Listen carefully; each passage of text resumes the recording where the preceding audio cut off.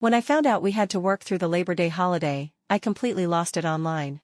I made a video rant, listing every single item in my boss's office, from the genuine leather sofa to the toothbrush he'd used. I declared that after work, I'd sell it all off and use the money to hire 18 male models. Unexpectedly, the video went viral. The top comment? From the boss himself. Are you insane? Why don't you just sell me too? Is there something you're still hesitating about?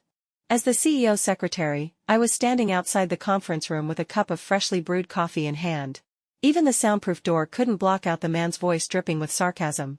His words came sharp and fast. What the hell do I even pay you all for? Tell me the truth, did you write this proposal with your feet? Take this to the farmer's market, and even the Andes passing by would praise it. What a great veggie platter. This project brief, I've read 20 pages and still have no idea what your point is. Can't you structure a thought properly? At this rate, I'd show up at a funeral and not know who died. You're all just walking proteins, idiots, morons, neurotics. You hand in crap and even have the confidence to deliver it without wiping your ass first. Were your brains left behind during evolution? Can you use them just a little? Am I paying you to piss me off or to get actual work done?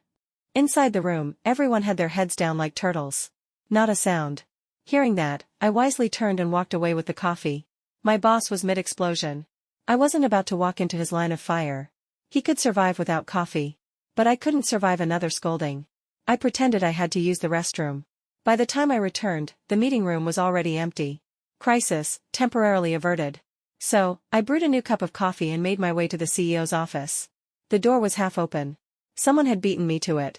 It was Hannah, the secretary assistant who got in through finance department connections. She wore a skin-tight pencil skirt, 10-centimeter red-bottom heels, and flawless makeup. In her overly sweet voice, she chirped, "President Simmons, your coffee." Bending over, she reached to set the cup on his desk. The man sat behind the desk, tall and elegant, his features striking and refined. He radiated a natural air of sophistication and nobility. But right now, his eyes were dangerously cold. "Who are you? Who let you in? Is this part of your job? Get out." The smile froze on her face.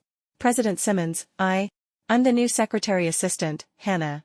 Sis Daisy was busy, so she asked me to bring this instead." As Sis Daisy myself, why don't I remember that? Without even lifting his head, he continued flipping through documents. "Out.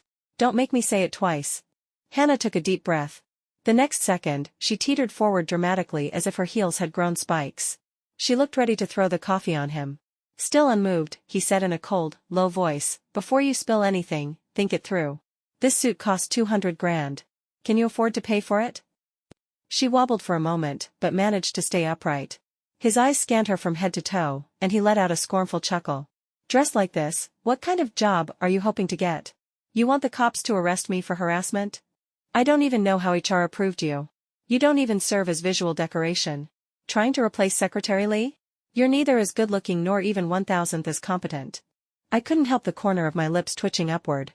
After putting me down for so long, this dog of a boss finally saw my worth. But I was too quick to celebrate. Because he added, "Of course, I'm not praising her either. Nor am I insulting you. I'm merely stating facts, just like how Secretary Lee dresses more old-fashioned than my grandma." Hannah's smile was barely hanging on by a thread. "Or is it the madam's position you've got your eye on?" he continued, his voice thick with mockery.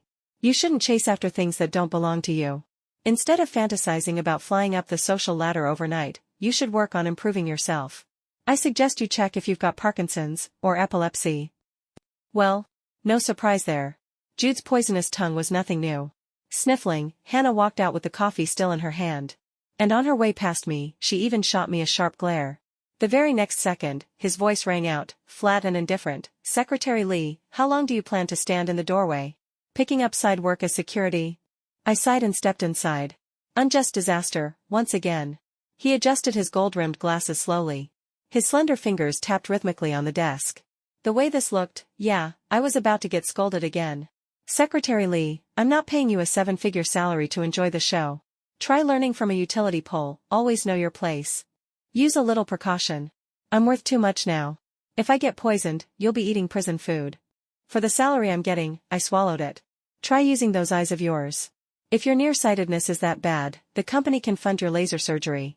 I don't want any more shady people getting close to me." He knew full well I wore clear lenses, not prescription. "Just say I'm blind and be done with it." Also, Secretary Lee, do you never look in the mirror? Dressing this poorly hurts the company's image. If a client gets scared off, who's going to pay for my loss? I gave an awkward chuckle. That laugh is hideous. Don't even bother next time. Jude. Screw you. His mouth was more toxic by the day. If he weren't paying me this well, I would have quit ages ago. Is this a salary? More like hush money. When I left the office, I saw Hannah with a huge box, packing up her things. She'd been fired. Even the finance department got yelled at. Her heels clicked angrily as she stomped around. She glared at me with spite. He doesn't want me, but he doesn't want you either. Don't think I don't know what you're scheming. Who knows how you even got that position? You're not even good enough to shine his shoes. I gave a small smile, shedding the meekness I showed around the boss. Sorry. I'm a master's graduate from Peking University. I earned this job fair and square with real skills. Unlike you, Miss Hannah, third-tier college, got in through connections. She'd caused me enough trouble, and today I even took a hit because of her. Now she wanted to throw mud at me? Does she really think I'm some soft fruit anyone can squish? You pay nothing, and you want to insult me too? Dream on. You. Leaning forward slightly, I used my height advantage to close the distance. Climbing the social ladder by clinging to men? Hard to judge, I wouldn't know. I've never tried. Different professions, I suppose. Anyway, good luck. Happy unemployment, Miss Hannah. She couldn't outtalk me, couldn't outfight me. What could she do? Nothing but glare in silence, choking on her fury. That knot of resentment in my chest finally loosened, at least a little. Take one step back, and the world opens up. Endure for a moment, or risk breast hyperplasia. Turns out, the saying wasn't lying. That afternoon, I was loosening the soil and watering my boss's money tree. I held a small shovel, digging with increasing enthusiasm. The office was empty. And my old bad habit resurfaced. Before I knew it, I started humming. In a Baig company, I dig and dig and dig. Digging out thick paychecks, still not enough to spend. Getting scolded and scolded by an especially annoying boss. Suddenly, I heard a soft TSK behind me. Jude was leaning lazily against the doorframe. No idea how long he'd been listening. The corner of his mouth curved upward, half smile, half smirk.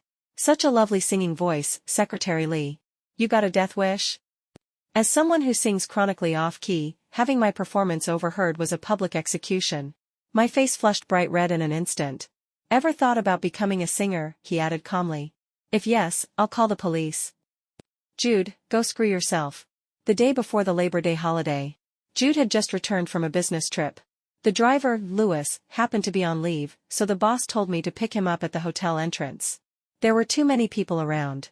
I searched forever and still didn't see him. So I called. Boss, where are you? On the other end, his voice was low and cool. Right in front of you. Confused, I drove forward a little. I don't see you. How about you wave? His voice sounded like it was squeezed through clenched teeth. Secretary Lee, my arm's about to fall off. I've waved down over a dozen taxis already. My heart jumped. No, seriously, I really don't see you. He let out a cold laugh. You drove past me. When he finally got into the car, I gave an awkward smile, trying to hide my embarrassment. Jude sat in the passenger seat, legs crossed. He shot me a meaningful glance. You've got 2 eggs in your eye sockets, good for blinking, useless for seeing. I genuinely wanted to poison him. No joke. Then he added casually, go home tonight and pack up. You're coming on a business trip with me tomorrow. What? My hands almost slipped off the steering wheel. I thought he'd forgotten the date. Boss, tomorrow's Labor Day. It's a holiday. He replied smoothly, I know. Are you kidding me? I had a date with a handsome guy tomorrow. I'm not just money hungry, I'm also shallow. That guy kept calling me sis so sweetly. How was I supposed to stand him up? I made a last-ditch effort. Boss, can I not go? He glanced at me, then spoke gently, and mercilessly, no. Unless you don't want this job anymore. Revenge. This was absolutely revenge. Petty, big dumb idiot. I drove faster out of sheer anger. The whole way, I ignored his attempts to speak. When we arrived at the company, he still didn't get out of the car. His brows were tightly knit, his face shifting between green and pale. Crap. I forgot, my boss gets carsick. He said stiffly, Secretary Lee, 15-minute drive. You overtook 10 cars, cut off 8, cursed 6 times. Do you have road rage? If you won't think of yourself, at least think of others. Sitting in your passenger seat is a life hazard. I strongly suggest you stop driving. I strongly suggest you stop talking. Back in the office, I organized the documents for tomorrow's trip. The handsome guy messaged me. He asked what time I'd leave tomorrow and said he'd come pick me up. Feeling guilty, I replied, no need. I've got a last-minute business trip. Let's reschedule. Sorry about that. There was a brief pause. Then he replied cheerfully, no problem. I'll wait until you're free, sis. Travel safely, have a smooth trip. He was so sweet and considerate it nearly made me cry. I stared at the documents in front of me. The more I looked, the angrier I got. The boss wasn't around. So I picked up my phone and filmed another unhinged video. I went through every single item in the office, thoroughly. From the umbrella he usually carried and the bowl he ate from, to the Italian handmade carpet under his feet. From the leather sofa under his ass, to the toothbrush he'd used in his bathroom. Caption, selling all of this after work. Using the money to hire 18 male models. I posted it on a short video platform. That night, before going to bed, I checked out of habit. 99 plus notifications. Unexpectedly, the video had blown up. Top comment, are you insane? Why don't you just sell me too? Is there something you're hesitating about? That familiar tone made my heart jolt. The comments were having a field day, welcome to the Crash and Burn live show. Ha ha ha ha, first time seeing someone get caught by their boss mid-meme. Author, fired tomorrow for stepping in with the left foot. This office is disgustingly rich, $9.9 on the shopping cart, I'm not joking. Boss, is this your office to sell? Boss, you'd better keep one eye on watch and one eye open all night. Look how concerned the boss is, asking if you're sick. You're a real talent. Added you. Declined. Who the hell sells a second-hand toothbrush? The bristles are flared. I suggest donating it to me directly. I glanced at my username, my boss is a big dumb idiot. A bad feeling crept up on me. No way, it couldn't be that unlucky. I remembered, my boss doesn't use this app. I clicked into the top commenter's profile. Nothing there. Except the IP location. Same city as mine. I exhaled in relief. Then, the next second, a message popped up from my contacts. Boss, Secretary Lee, please explain your username tomorrow at work. Me, honestly, you might as well ask me why I didn't sell you too. At least then I could confidently say, I did. As you've probably noticed by now, my boss has a mouth that should be federally regulated. It's so vicious, even stray dogs passing by get scolded for no reason. As the CEO of Simmons Group and the sole heir of the Simmons family fortune, Jude Simmons has exactly 3 talents, being born handsome, having a killer figure, and choosing the right womb. That's it. No other redeeming qualities. The media in Jiang City summed him up in 8 characters, a rogue in business, impossible to guard against. Other people's business tactics? Ruthless and borderline illegal. Jude's business tactics? Shameless and absolutely tasteless. Take the time when an employee at Song Group screwed up and offended a major client, landing the company on the hot search. Simmons Group pounced. Jude, being Jude, posted 3 back-to-back updates on the company's official account just to rub salt in the wound. If you can't offer help in a snowstorm, at least make it snow harder, right? What's going on, little Song? Customers are supposed to be treated like gods. Many thanks to President Song for bestowing us with such unexpected fortune. You're worthy of ancestral honors. Seeing half the netizens flaming you fills me with sorrow. The other half, what's wrong? Don't have keyboards? President Song was so pissed, he blocked him on every platform. Conclusion, Jude doesn't break laws. But he definitely breaks the limits of decency. Honestly, the only reason I became his secretary is probably because we're both cut from the same morally flexible cloth. My morality has subjective initiative. His salary has objective appeal. And deploying subjective initiative must be based on respecting objective reality. I mean, I can't exactly say no to money in the name of morals, can I? Simply put, he just pays too damn well. This kind of test is for martyrs. I'm not one of them. Together, the two of us are like opening the gates and letting the wolves run wild. He's infamous for 2 things, his looks, and his legendary pettiness. After West Group tried to lowball Simmons during a negotiation and snatched a deal from under Jude's nose, both companies ended up bidding for the same plot of land in the west of the city. Because their buildings face each other, Jude installed a giant mirror on our office windows. When asked, he said it was to fix his tie and reflect on himself. After a month, realizing that the mirror wasn't doing much damage, he came up with a new plan. He sent me in. Disguised as a janitor, I infiltrated West Group headquarters and poured boiling water on old President West's beloved money tree. Word has it, the superstitious old man cried like a baby that day. The very next day, President West invited a major client to dinner.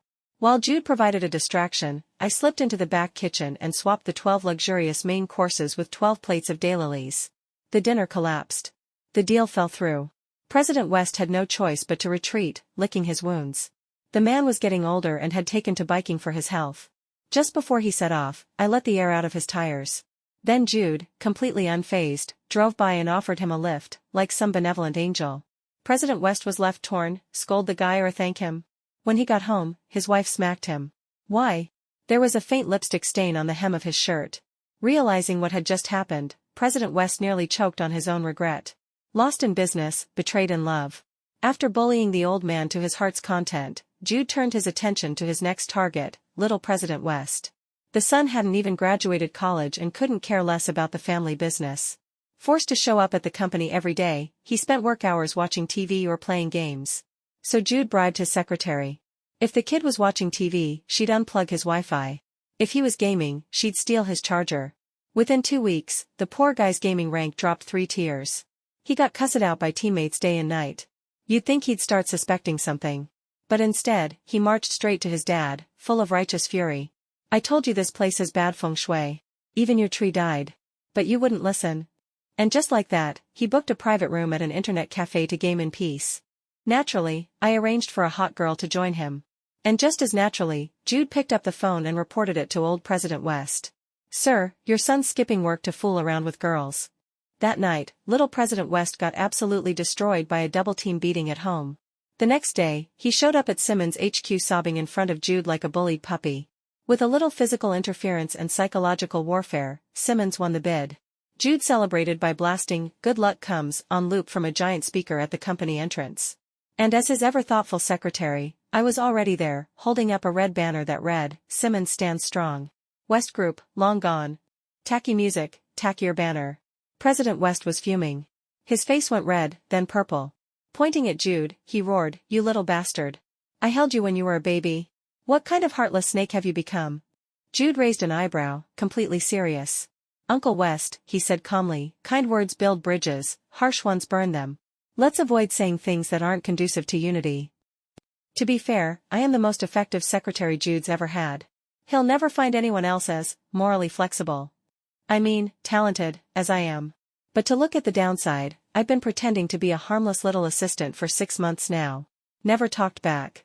Never challenged him. And all that, completely ruined in a single day. If it were just the video, maybe I could have salvaged it. But the bigger issue? Jude and I were sworn enemies in high school. And during college entrance exams, I screwed him over. Badly. Back then, I never imagined that 6 years later, I'd end up as his secretary. After grad school, I actually landed a pretty decent job at a reputable company. But then the department manager tried to harass me. I lost my temper and beat the crap out of him. The bastard ended up in the hospital for 2 months. Turns out he was the chairman's brother-in-law. So naturally, I got fired. And blacklisted across the entire industry. Just as I was spiraling into joblessness, Jude showed up. Not only did he not hold a grudge, he offered me a high-paying job. Forgave the past.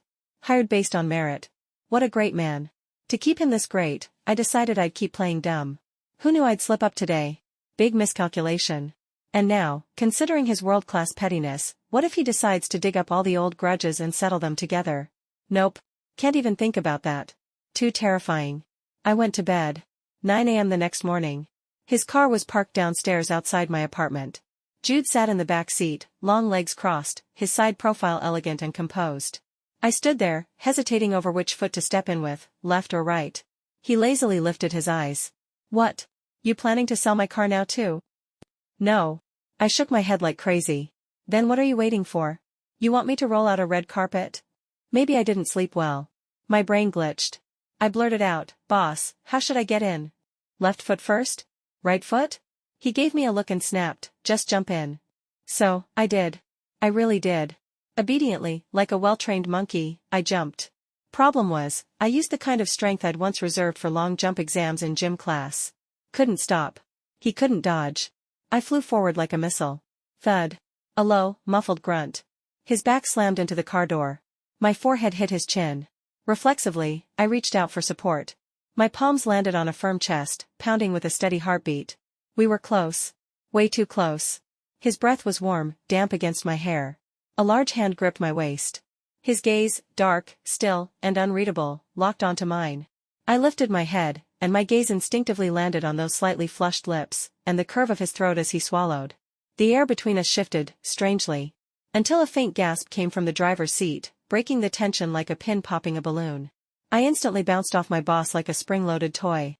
Pressed my palms together against my forehead, voice full of sincerity, sorry, so sorry. I didn't mean to.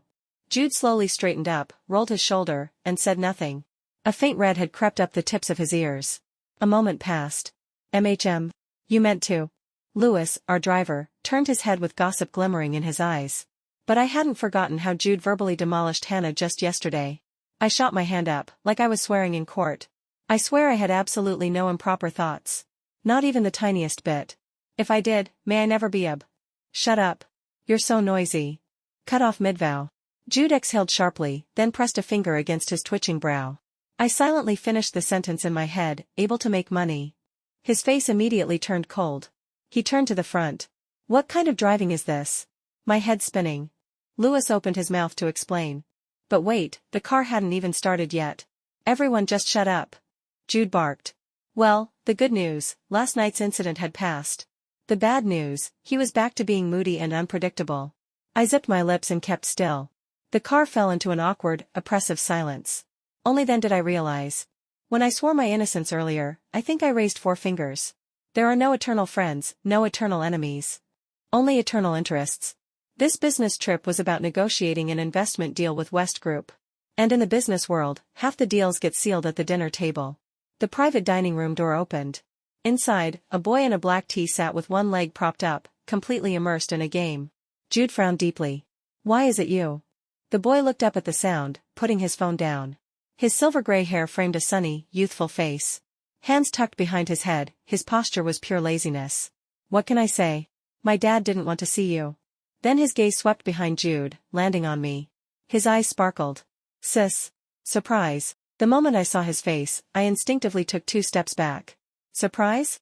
More like a jump scare. Never in a million years would I have guessed that the guy who kept calling me sis day in, day out, was little President West. That day, I was wearing my janitor disguise and had slipped into President West's office. It was lunchtime. The room was empty. I walked right up to the money tree with my tiny spray bottle, and started pouring hot water at the roots. Suddenly, there was a rustling sound from behind the desk. A boy with bedhead popped up, eyes still half closed from his nap. He stared at me in confusion. I froze, scared stiff. Janitorial staff. I'm just watering the plants. He gave a sleepy little grin. Don't worry. I'm an intern. Just sneaking in a nap. Then he picked up the hot water kettle on the desk and handed it to me. Use this instead, sis. It'll really kill the damn thing. We locked eyes, and something in the moment sparked a shared understanding. I remember thinking, this guy's kind of sweet. Later, he asked if we could exchange contact info. And well, I have a weakness for handsome men, so I agreed. He kept texting me, always calling me sis this and sis that. He even asked me out for dinner a few times, but I always bailed last minute because of work. After that, even though I helped my boss mess with little President West, I never saw the guy again. Who knew, he was the guy. Looking back now, he really was a filial son. Always helping his dad's enemies without knowing. Peter West eagerly pushed me into the seat between him and Jude.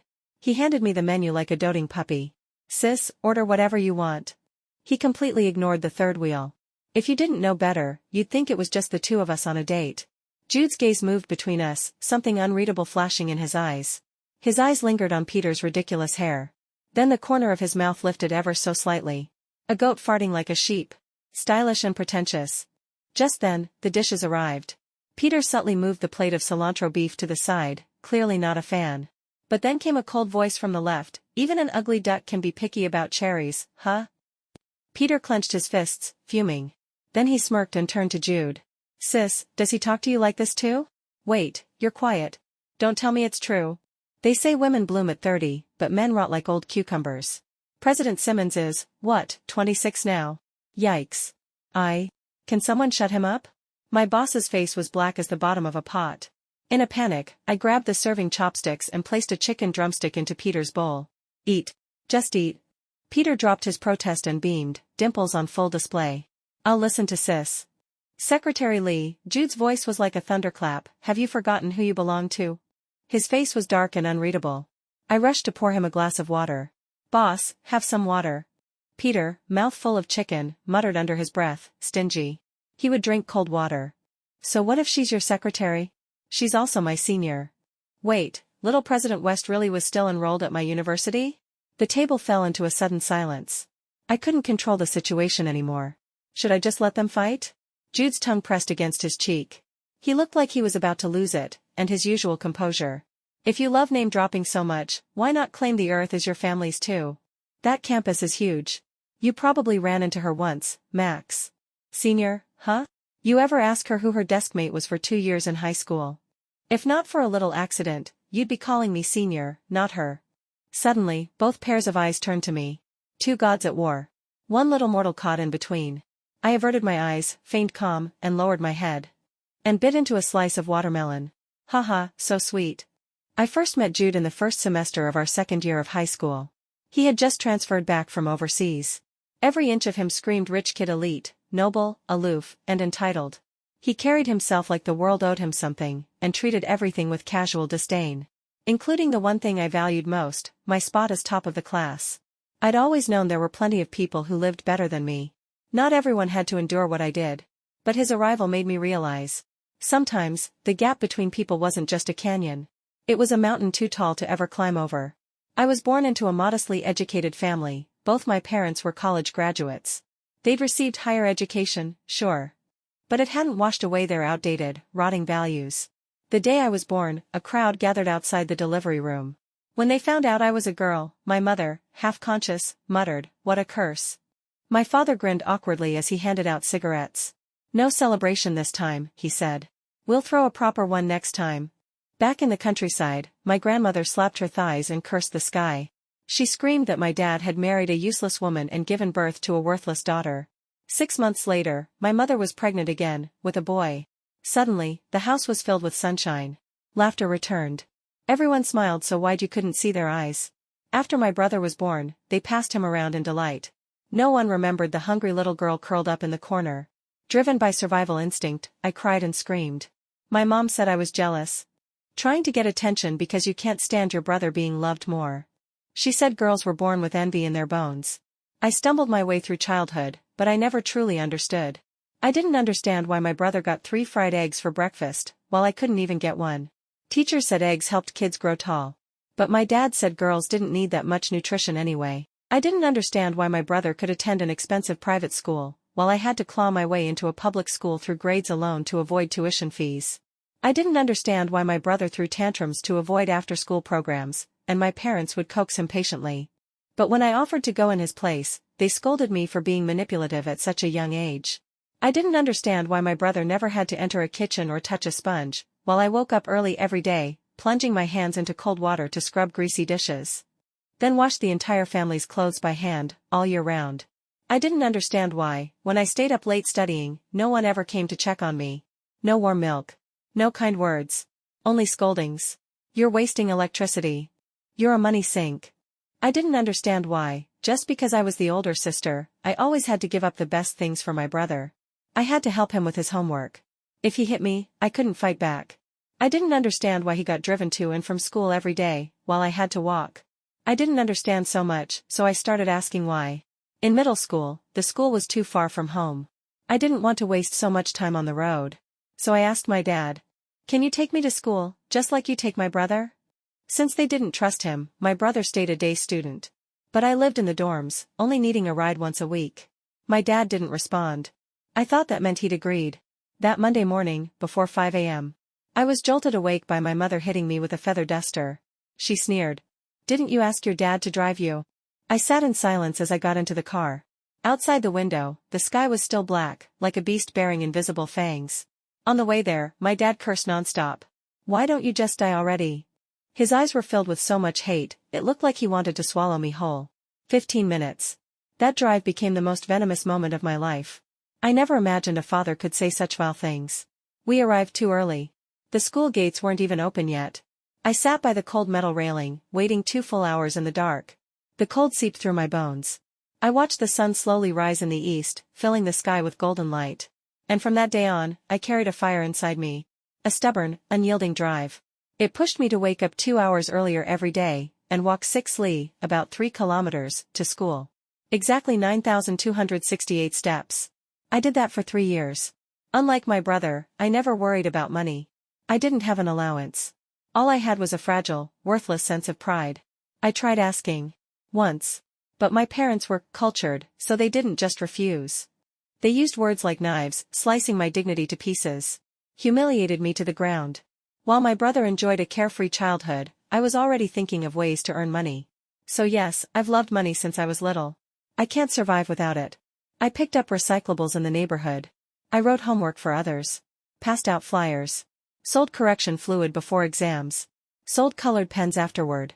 Got beaten a few times too. "You're embarrassing us," they'd say. Everything changed the summer I graduated middle school. The three of them, my parents and my brother, went on a road trip.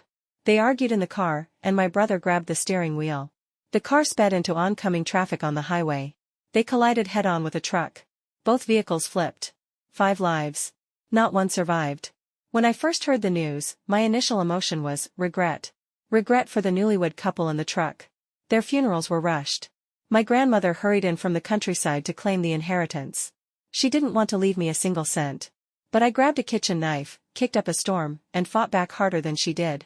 I spread word everywhere about how the Lee family abused their daughter. Told everyone Grandma was trying to rob the last of our bloodline. She had a bunch of kids. I didn't care about face. But someone in their family did. Eventually, I got $20,000. And the broken-down old house they'd left behind. Everything valuable inside had already been taken. It wasn't much. But for the first time, I had something. I changed my name. From Sun Lee to Daisy Lee. I was no longer born for my brother. I existed for me. Our high school was one of the most prestigious in the region. They didn't lack top students. Even though my entrance exam scores were excellent, I didn't get any tuition breaks. But from freshman year through sophomore year, I held first place in my grade, without fail. Every month, I claimed the scholarship. The school took pity on my situation and allowed me to commute instead of boarding. I was always busy. In the morning, I charged a fee to bring breakfast for dorm students. At noon, I tutored classmates for a price. In the afternoon, I sold printed versions of my notes. At night, I worked part-time at the convenience store. Besides all that, I also participated in competitions. The money I earned was just enough to scrape by. I didn't have many friends. I didn't have time for gossip, and I wasn't sentimental about classmates. Everything I did was clearly priced. It was written all over my face. I was broke and I loved money. I exuded the scent of shameless pragmatism. So when Jude, the transfer student, swooped in and snatched first place, everyone was watching, waiting to see me fall. I didn't know Jude well back then. I wasn't particularly upset either. Mostly, I just mourned the $500 I'd lost. And reminded myself to work harder. When I walked back into the classroom after checking the posted grades, everyone was crowded around Jude, praising him. Delighting in the fact that I'd finally been knocked off the top. Finally. Someone else took first place. Can't wait to see the look on Daisy's face. There goes her scholarship. It's like the school invented the scholarship for her. No one else ever got a shot. She's always acting so superior, finally met her match. Jude lounged in his chair, looking vaguely annoyed. Is first place that hard? You're all so excited, none of you have ever gotten it. $500? That's not even enough for a pair of socks. Maybe you'd score better if you spent less time flapping your mouths. They fell silent, humiliated. And when you lose face in one place, you try to find it somewhere else. Teenagers, after all, value pride above all. And words, in that age, are laced with casual cruelty. Or maybe not so casual. Sure, 500's nothing to us, but to Daisy, that's a fortune. Ha ha ha. Look at her shoes, those are definitely clearance sale items. I don't even know where you can buy shoes that cheap. Do they even function? What, does she only own 2 pairs?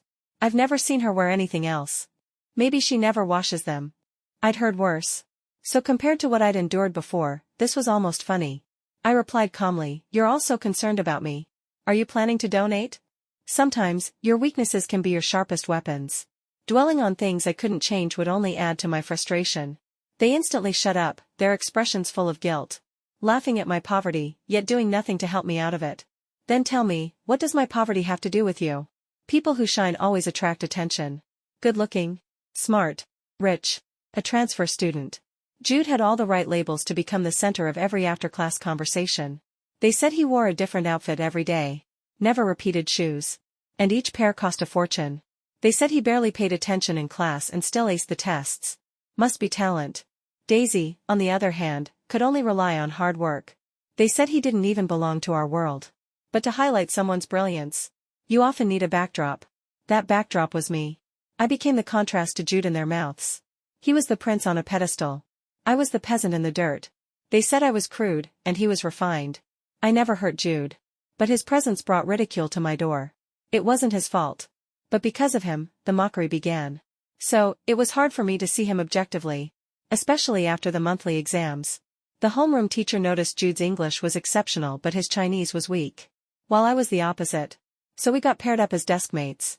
During English class, the teacher had us read paragraphs aloud. She was always strict, but this time she praised him non-stop. Excellent intonation. Smooth rhythm. Clear articulation. And to me? That's textbook Chinese accented English. You need more practice. If he had looked pleased, maybe I would have tolerated it. But he wore that same bored expression, like none of this mattered. His indifference made me feel like all my effort had been worthless.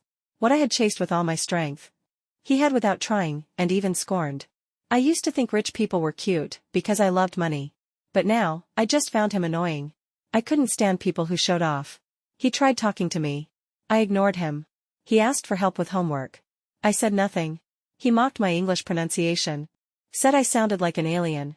So I snapped back, "Did your gym teacher teach you Chinese, with his feet?"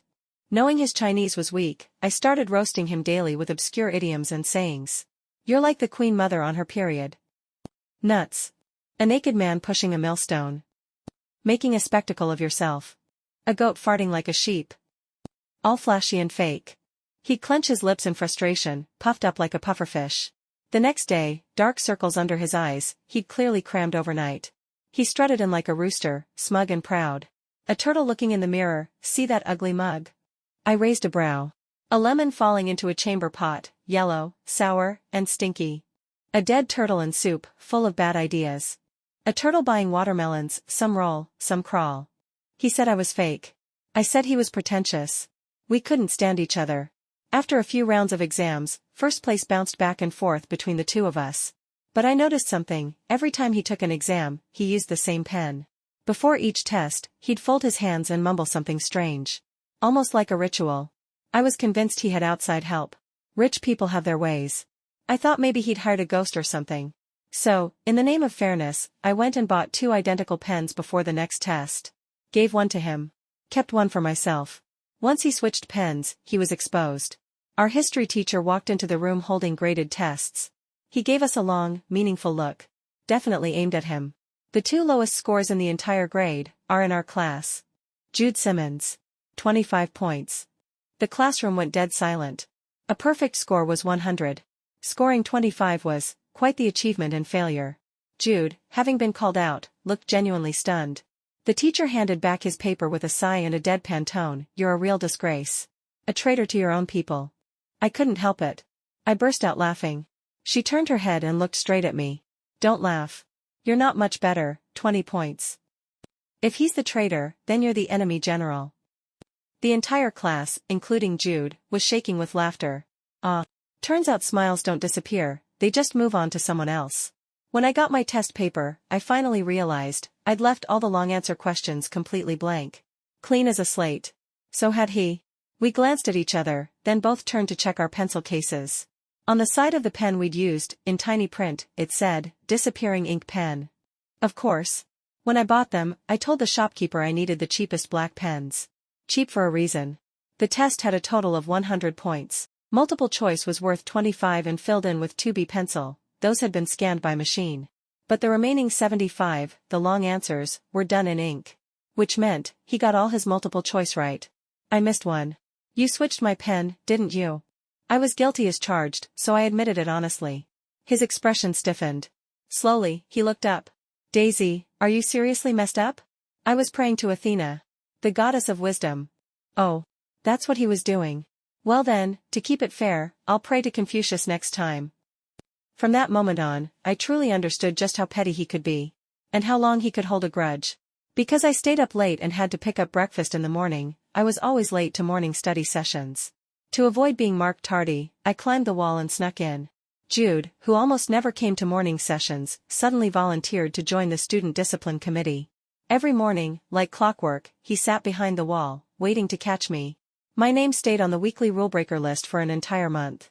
I lost a huge chunk of my participation score. And that score? It counted toward being selected as an excellent student at semester's end. The award? $1,000. You can take my points, but not my money. So during the PE assessment, I got payback. I intentionally reported low scores for every event on his sheet. With a very loud voice. Surrounded by classmates. High jump, 1.3 meters. Long jump, 1.6 meters. 50 meters, 9.8 seconds. 800 meters, 5 minutes. Pull-ups, 0. Height. I cleared my throat and announced. 179 centimeters. That finally broke him. He screeched, bullshit. I'm clearly 185. I blinked innocently. All right. Whatever classmate Simmons says. His cheek muscles twitched like he was about to explode. I batted my lashes. Take someone's money? Sure. But block their path to money? That's war. And I wasn't going to lose. For the New Year performance, our teacher asked the class to prepare a show. He knew I couldn't sing. And Jude couldn't dance. Yet somehow, we both ended up on the roster. Me, solo vocalist. Jude, backup dancer. Brilliant. We both looked like we'd swallowed thumbtacks. The chosen song? Silken strings, soft, graceful, and traditional. Red-faced, I went to the teacher. Teacher, can I please not go on stage? I really can't sing. The old man patted my shoulder and smiled. What a modest child. But when our performance finally started, he understood, I hadn't been modest. I'd been giving a fair warning. My voice cracked all over the place. I somehow transformed the elegant, silken strings into a loud rendition of Song of the Hero. As for Jude, he got so turned around mid-dance, he started fighting himself on stage. The room erupted in laughter. The teacher stood in silence for a long time. Then offered his review, Student Lee, very loud, very spirited. Good lungs, healthy child. Classmate Simmons, definitely not calcium deficient. Strong bones.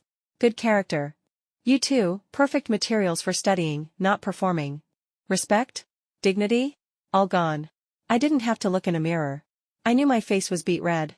I glanced sideways, Jude shot me a glare, his ears flaming red. I thought the war would continue. But then, the homeroom teacher called me to the office. To discuss my eligibility for the school's latest financial aid program. A few days later. The application form I filled out was secretly passed around the class. The student who leaked it was eventually reprimanded by the school.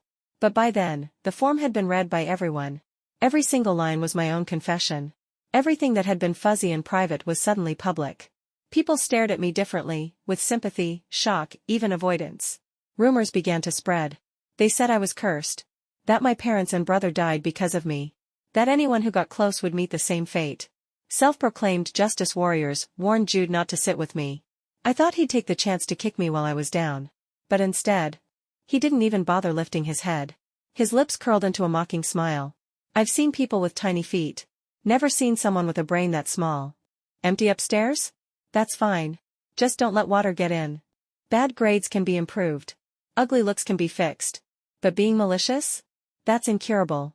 You all talk like your mouths are smeared with honey in a public toilet, sticky, stinky, and full of crap. The justice warriors turned red with shame and quietly retreated. Sunlight slanted in through the windows. He stood tall and straight, like a pine tree. The messy fringe on his forehead caught the light in a soft glow. Jude turned his head, narrowed his eyes at me, and smirked. You tear me to pieces on the daily, but when it's them, you don't say a word. Classmate Daisy, that's a double standard. I answered honestly, they're my clients. Expressionless, he pulled 10 red bills from his pocket and slapped them onto the table. I'm hiring you. Next time, fight back. If you do it well, I'll give you a bonus at the end of the month. Most of the kids in our class were stingy as hell. In one whole semester, I couldn't make $1,000 off them combined.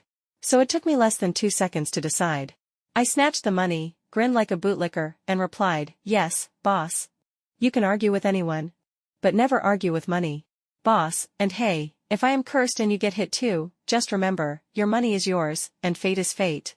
Let's not mix the two, okay? He rolled his eyes. Shut up. I've got money. I'll wear Nike every damn day if I want. 9 p.m. evening study session ended. I packed up my backpack, planning to take the shortcut to my part-time job at the convenience store. Several girls in the classroom were whispering, hey, did you hear?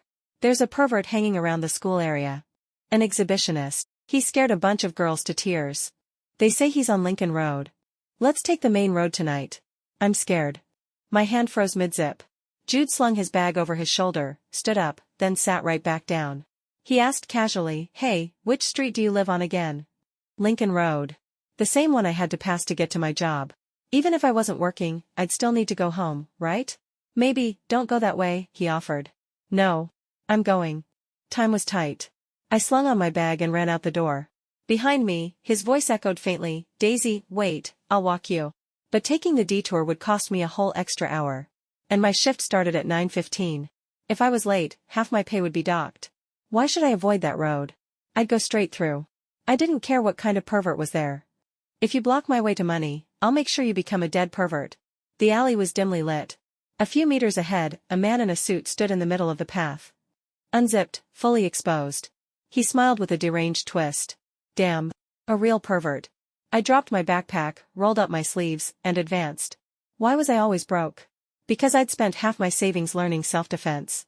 No one could protect me except me. Not before, not now, not ever. My coach even said I had talent.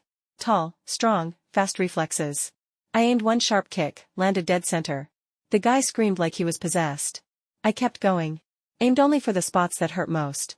He cried like a baby calling for his grandma. As I pulled back my leg and turned to find my bag, I saw him.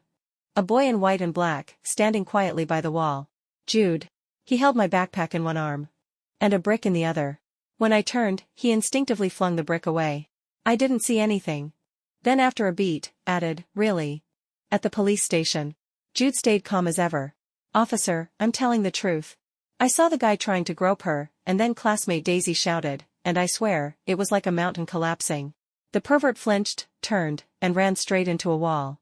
I wiped the corner of my eye and nodded innocently. "The officer." A kind-looking policewoman handed us 2 cups of warm water. She smiled. "You two were acting in self-defense.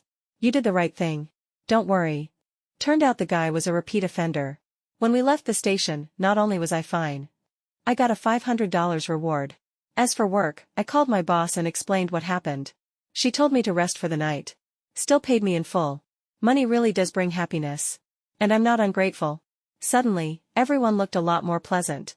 Thinking of how Jude had just spoken up for me at the station, I threw an arm around his shoulder, like a good old pal. "Boss, let me treat you to supper. What do you want?"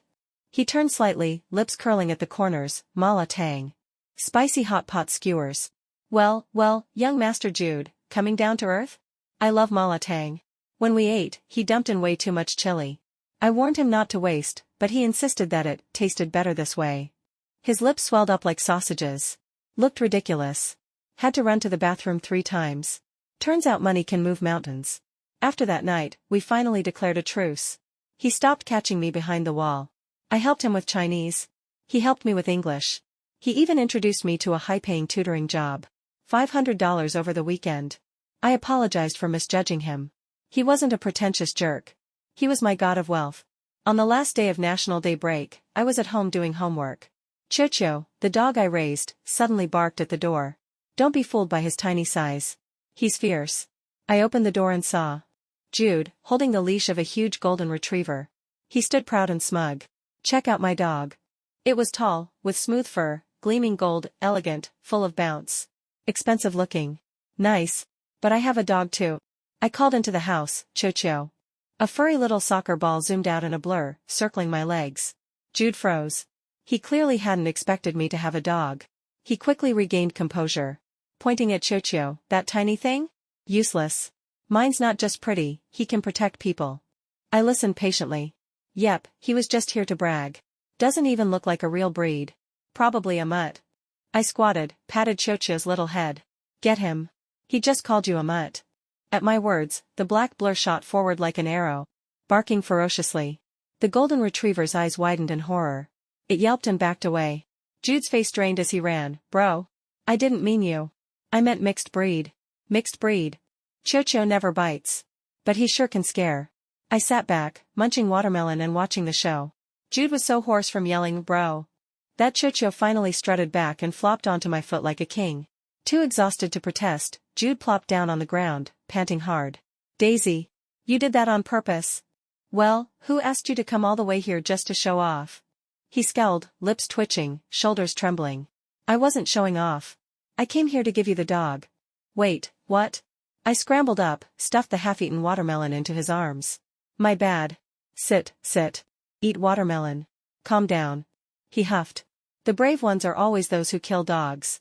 The ruthless ones, those who study hard. Without shame, he plopped into my tiny stool. And took 2 giant bites of watermelon. Then he froze. Like something had just dawned on him. Face stiffening, he practically shoved his head into the watermelon. The flush started at his ears. From light pink to deep red, spreading down the back of his neck. Silently, he pulled a red silk blessing pouch from his pocket and shoved it into my hand. Happy birthday. Then, watermelon in hand, he bolted like a rocket. I stood there, stunned. Watched his figure disappear down the road. For a long while. I didn't move. I rubbed at my stinging eyes. Must have been the wind. Too much dust. But the more I rubbed, the more it stung. Everyone else had laughed at my application form. Only he had noticed my birthday. Turns out, even without blood ties, someone would still go out of their way just to wish me peace. I thought no one would ever remember. The day our college entrance exam results came out, Jude and I tied for 8th place in the entire province. When I went back to school to complete some paperwork, I picked up a bouquet of flowers, planning to thank our homeroom teacher. In the office, the teacher was chatting with a few others. Daisy finally made it. That kid really pulled through. She's beautiful and got into a top university. She can marry well with no trouble. Say, do you think she and Jude could work out? You're overthinking it. Being deskmates with Jude was already a massive stroke of luck for her. Without Jude, she wouldn't be where she is today. Only in school can people of such different classes interact. Out in society, they wouldn't even cross paths. I listened quietly. Then turned and left with the flowers still in my arms. Those words sat bitter on my tongue, but I didn't know how to argue back. That night, I got a message from Jude. Which school are you planning to attend? I said I hadn't decided yet. He replied, I'm going to Peking University. You? I held my breath, instinctively wanting to avoid whatever came next. Well, I'm not going to Peking University. Then where are you going? My mind was a mess. So I blurted something out without thinking, Cambridge. In the UK. I sold my house. Recently, the old house had been marked for demolition. I received a payout of $100,000. And just like that, I had no home. The gap between us turned into a canyon. He said, all right. On the day of school registration, I arrived at Peking University. I got an international call. The caller ID said, United Kingdom. We were both silent. On the other end, I could hear faint breathing. Then he said, Daisy, did you accidentally apply to the wrong school? I said nothing. He continued talking, as if to himself, it's okay. I've got money. I can come back now if that helps. Are you at Peking University? I like it too. I slowly closed my eyes. No. A pause on the other end. Then, did you open that blessing pouch I gave you? I shook my head, then remembered he couldn't see. No. Then open it, okay? His voice was almost pleading. I don't want to. I was too scared to look. He let out a bitter laugh. Do you really not get what I mean? In that moment, I felt like crying. I felt so lucky. And at the same time, unbearably sad. I don't. I didn't back then, I don't now, and I won't in the future. His voice dropped, low and hoarse, words bitten out one by one. Daisy, you're something else. A heart is not stone, how could it feel nothing? But I held my words back, swallowed them. I opened the door. Outside, it was dark and quiet. Only the moonlight and starlight faintly lit the road ahead. If I didn't keep walking forward, the night would swallow me whole. That year, I was 18. In the golden age of my life, my pride wrestled with my insecurity. Arguments aside, the business dinner went well. Afterward, Peter asked me to go see a movie.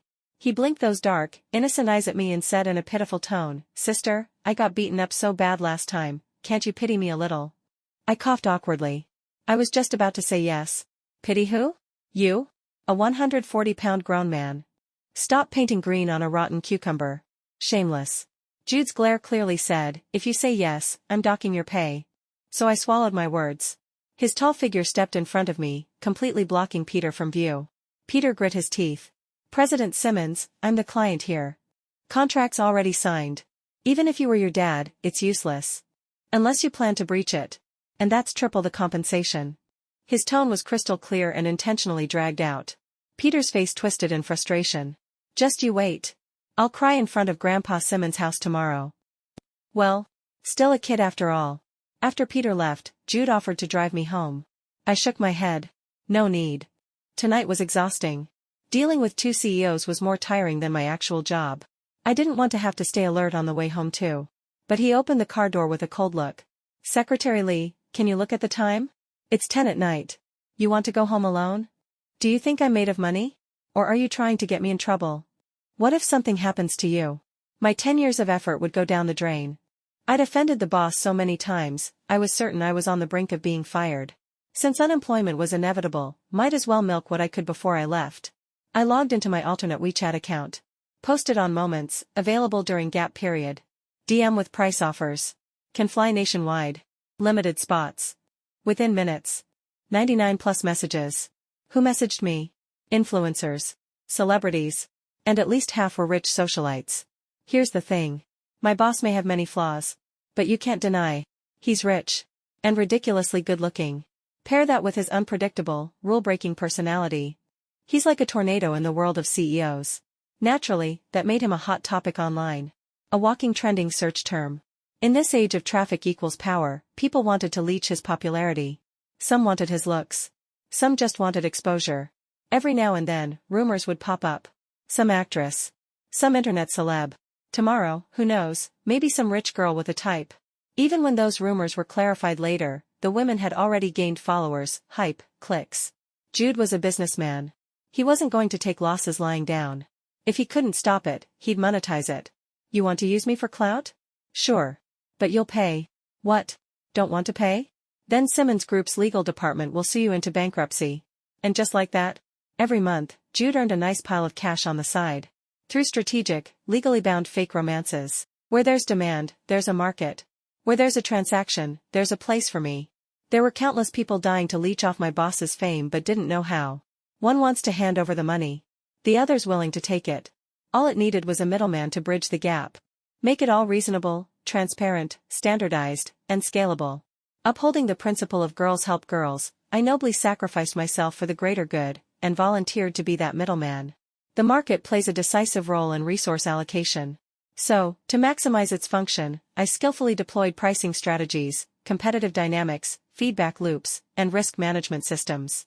For example, different levels of fake rumors with the boss came with different base rates. We used the unit WOA as in internet lingo WOA. 1 WOA equals $10,000. For example, going out to eat, shop, or watch a movie together. Base price, 50 WOAs each. Physical activities like horseback riding, shooting, or rock climbing. Base price, 100 WOAs minimum, these are rare and highly sought after. Of course, I never actually tarnished my boss's good name. After all, the very nature of a rumor is its ambiguity. On the internet, fake CPs, couples, are the most shippable. If you post a crystal clear photo of the main couple holding hands, people lose interest. But give them vague hints, side profiles, suspicious angles. They'll ship them like crazy. So all I had to do was leak the boss's schedule. After he left a location, they'd go there, pose for a few suggestive pics. Boom. Instant gossip fodder. All this, of course, relied on the foundation of his actual business itinerary. So slots were limited. Highest bidder wins. If clients were unhappy with the effect, I'd even offer after-sales service to ensure buyer satisfaction. Just so they'd feel good about forking over their money. To avoid scheduling overlaps, I even made a rotation chart. Naturally, I wasn't doing all this for free. Middlemen gotta eat too. I didn't ask for much. Just let the clients tip what they feel is right. Pay too little? Sorry, no slots next time. Pay more? Welcome back, dearest god of wealth. Now that I was likely getting fired, I had no choice but to go back to my old trade. But maybe I worked a little too hard. Because gossip about the boss exploded across the internet. Online boss, out shopping with beauties. Real-life boss, toasting elderly clients like a dog. Every day, if he wasn't discussing deals, he was en route to discuss them. He didn't even have time to curse anymore. The entire company was living its best life. Except the boss, who suffered alone. Watching my bank balance steadily rise, I felt a tiny pang of guilt. So I bought him a tiny cake. Palm-sized. $200. I wasn't buying cake. I was buying my soul. Jude glanced at his schedule, brows furrowed like they could kill a fly. Secretary Lee, is Simmons going bankrupt? I blinked. If we were, I would have jumped ship already. He took a deep breath, then explained why I'm taking 2 flights in one day, traveling across 3 cities. I'm a CEO, not a pack mule. I clutched my chest, righteous and sorrowful. Exactly because you're the CEO, at your age, are you really going to choose comfort over conquest? Okay. Truth is, Miss Lee, and actress by all paid way too much. And they insisted on today. Watching the veins twitch on his forehead, just as he was about to explode with profanities. I quickly unboxed the cake and shoved a bite into his mouth. Eat, eat, eat. Don't be mad. Anger hurts the liver. 1 bite, 2 bites, slowly, his face relaxed. Even the frown lines smoothed out. By the time he finished, he looked downright peaceful. He tapped the table with his fingers, rhythmically. Secretary Lee, did you invent this, or did your conscience suddenly grow back? Both. I denied it with a sweet smile. Neither. I just realized. I should be nicer to my boss. His gaze flickered. He raised a brow and chuckled. All right. Let's stick with your schedule then. Because of his back-to-back dates with 3 different women in 3 different cities, the boss rocketed to the top of trending searches. Netizens dubbed him the new era's master of time management. That night, he got roasted by his parents. His usually elegant mother shrieked, "Jude! You little brat! You're a grown man, when will you stop?" His father bellowed, "When I was your age, I had a wife, a kid, and a stable home. What the hell are you doing?" Jude shot me a look, voice resigned. "I'm saving up for the bride price." After hanging up, he sighed. His long lashes cast shadows over his expression. He looked a little pitiful. "Secretary Lee, I haven't eaten." I stared. "You haven't eaten? What if I starved?" "Sir, who pays my salary again? Gotta squeeze what I can." I pulled out my phone. "That'll be 500 yen. Consider it a fine for forgetting to eat." Actually, I had 2 bowls earlier. I just got busy and forgot. I held my phone closer. "Oh, you overate? That's worse. Fine's 1,000 yen. Take care of yourself next time." He looked at me like he had no words. We traveled to a nearby coastal city for business. The view was beautiful. There was even a duty-free shop. No woman could resist that kind of temptation. Including me. I stared at the lipstick display, calculating discounts in my head. "Jude, don't overthink it. Just buy them all." Who did he think I was? "I'm poor. I'll pay. Simmons employees get perks during work trips." I snapped my head toward him, eyes wide. Too much joy, too suddenly. I almost thought I was hallucinating. "Why haven't I heard about this?"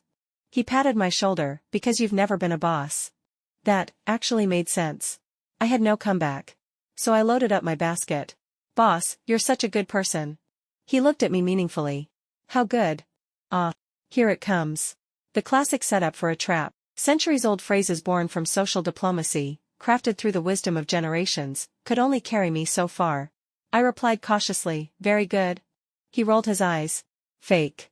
Maybe I was just too happy. The emotional rush must have triggered my period early. I told my boss to head back to the hotel first while I went downstairs to the convenience store for some personal items. When I returned, I swiped my key card and rushed into the bathroom, sanitary pads in hand. I pushed open the door, steam billowing inside. There he was, my boss, in the shower, stark naked. And his butt was surprisingly perky. Under the warm yellow light, the contours of his lean muscles, broad shoulders, and narrow waist were elegantly outlined. He turned around in horror, and our eyes met. He scrambled to cover the front, exposing the back, and when he switched, it was the other way around. Logic told me I should scream, slap a hand over my eyes, and run. But emotion took over, and my eyes refused to obey. My throat went dry, unable to make a sound. I licked my lips, eyes glued to him. "Boss, is this part of the business trip perks too?" Realizing there was no way to cover everything at once, he simply crouched down, hid his face, and roared, "Daisy, you're 1 in a million, you know that? I knew you loved money, but I didn't know you were this damn thirsty." Ah, my bad. I really did hide it too well. I'd stared too much, too thoroughly. That night, I dreamed the whole thing on loop. Next morning, I ran into the boss at the elevator. Only then did the awkwardness fully hit me. "Secretary Lee. Secretary Lee. Secretary Lee. Huh? What?" I snapped out of it, noticing the irritated look on his face. He gestured sharply. "I called you 3 times. Sorry, I was zoning out. Boss, do you need something?" He coughed into his fist, tugged at his tie, straightened his jacket, then smoothed his hair. "How do I look?" Without even looking up, I instinctively replied, "Great, great." His tone grew irate. "At the very least, look at me before answering." "Fine, 1 glance. Just 1. My peripheral vision nearly blurred from the speed. "You look fantastic." Humph. Can't even recognize quality. Blind as hell. Only then did I notice, he was wearing a brand new suit.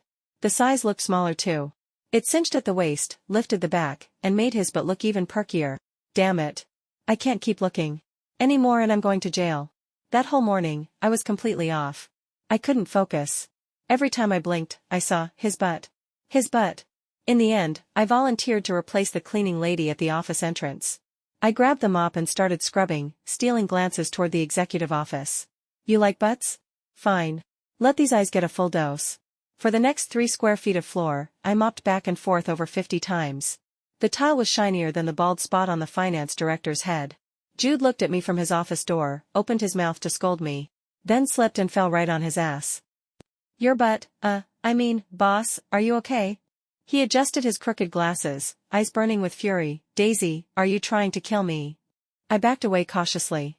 I was the one on my period, yet he was the one acting like he was having a menstrual meltdown. Don't forget who signs your paycheck. I dashed forward and slid onto my knees in one smooth motion, hands on his chest. Please don't be mad. I'm begging you. This month's salary wasn't paid yet. Later, Jude had to attend a gala. He brought me along. He normally never went to these kinds of events. Must be that man period again, throwing logic out the window. He even hired a stylist and makeup artist for me. I pointed at a rack of gowns. I can really pick anyone I want. He propped his chin and nodded. Wear whatever you like. Your usual style's way too frumpy. But I hesitated. I knew someone at the event would probably make things difficult for me. Maybe I should just skip it. He sat upright, suddenly serious. Secretary Lee, I don't think you quite understand what I mean. I said, you can wear whatever you want. That's a freedom you're entitled to, just like anyone else. You have equal rights within the bounds of professionalism. And I will back you up. Each word landed like a hammer in my chest. I knew being curvy wasn't my fault. I knew being harassed as a woman wasn't my fault. But no one had ever said these things to me before. I never had a solid wall behind me. So I'd always instinctively held myself back, hoping to avoid trouble. But his words tossed a stone into the still pond of my heart. Ripples surged endlessly. When I stepped out of the fitting room in a black, strapless, backless mermaid gown, Jude covered his nose and blushed from ear to ear. Are you sure you're wearing that one? It doesn't look good? His voice was soft, hoarse. It looks too good. Makes me feel like I'm not worthy of standing next to you. I couldn't help but laugh. With a body like mine, even wearing a potato sack would be stunning. Hee hee. The gala was crowded, full of all kinds of people, some decent, some not. I even saw that sleazy old bastard who used to harass me. He waddled over, belly leading the way, eyes leering openly, those beady pupils darting all over me. Well, if it isn't Miss G? Long time no see, dressed awfully slutty tonight, aren't we? No matter how long it's been, you're just as despicable as ever. I rolled my eyes and raised a hand in a subtle throat-slitting gesture. His grin only grew nastier as he raised his glass and leaned closer. Suddenly, a hand wrapped in a handkerchief poked right into his bulging gut. Step back. Jude withdrew his hand calmly. Manager Young, you really should mind your distance. If she ends up miscarrying, you might be in trouble. He sniffed dramatically. What's that smell? Oh, must be you. Smells like filth. Or maybe your bladder's connected to your tear ducts, everything you look at turns dirty. The old man's nostrils flared with rage. President Simmons, long time no see. Whether I've been well or not doesn't change your ugly mug. Do you even own a mirror? Not that it'd help someone as oblivious as you. That face of yours looks like a walking lawsuit. No amount of bleach could scrub the filth off. His face turned red, his neck bulged with veins, trembling with fury, but he couldn't even think of a decent comeback. Jude was too quick. He patted the old man's round belly, eyes full of contempt. Your brain's plugged straight into your rectum. If you want to lose weight, start with your brain. And maybe think about how you're going to explain the embezzlement to your brother-in-law. He grabbed my hand and walked away, looking totally unbothered. Was that the whole reason he came? Just to roast someone? Well, it was pretty satisfying. That day, Jude and I both took the day off. He asked me where I was going. To the cemetery, I replied. He cleared his throat. Want me to come with? To show support for the family. No. I'll give you $50,000. Take me with you. That changed the math. I guess it's not impossible. At the cemetery, fallen leaves littered the space before the tombstone. I came here every year, not to mourn, but to let them see how well I was doing. I muttered bitter words under my breath. Suddenly, Jude pulled out a bottle of Mutai from his coat and started pouring it over my father's grave while mumbling who knows what. I nearly choked on my own spit. Seriously? I've never burned a single offering for them, and you're here pouring top-shelf liquor? They weren't good to me, I said coldly. He froze mid-pour, swiftly uprighting the bottle. Then turned to the stone and said solemnly, let's pretend everything I just did was nonsense. He then casually walked over to the neighboring, random tombstone and finished off the bottle. Muttering, "Uncle, you drink this." "The last couple of sips?" asked the guy next door. This man, normally calm and composed, now looked like an idiot. I couldn't take my eyes off him. After a while, I sighed and smiled slowly. Between love and money, I had to fall for something. And unfortunately, he had both. That night, I logged into the same account that had once brought me social death and posted a new update. What should I do if I think I've fallen for my lifelong archenemy? First comment, marry him. Ruin him thoroughly. The username? Pure-hearted secretary and her cold CEO. Not long after, my phone rang. "Jude. Daisy, I've got an investment opportunity for you. Low risk, high return, minimal capital." Sounds like a scam. He scoffed. "I'm rich. You think I need to scam you? So what's the investment? Come downstairs. I'll tell you in person." I walked to the window. His familiar car was parked outside. I threw on a coat and went down, nervous, for some reason. When I reached him, he said, "Lend me $100,000. My heart, which had been racing, immediately stilled. Yep. Definitely a scam. Still. I transferred him the money. He watched the notification pop up, immediately closed the app, and turned to me with a glint in his eyes. "Be my girlfriend. If you agree, you'll get 10 million, and me. If you say no, I'm running off with the money. Think carefully." "You absolute bastard. What if I say I want to marry you?" Now that's pushing it. I didn't dare hope. "Well, I'll allow you to hope." His eyes lit up like the stars. He pulled me into a tight hug, whispering against my ear, "Then from now on, you're not allowed to sell me again." "When did you find out?" "From the beginning. You always got extra happy after those deals, and you'd treat me to good food. So basically, kindness doesn't pay. When you're being shady, go all in. What can I say? I'm 26 now. It's an age that falls in love even easier than 18. Love, once it rushes in, comes like a tidal wave, fierce and unstoppable." I surrendered. I thought of that charm bag. That day after we hung up, I opened it. Inside was a peace talisman, and a little note. It read, "You had me at hello. I fell for you at first sight. So did I.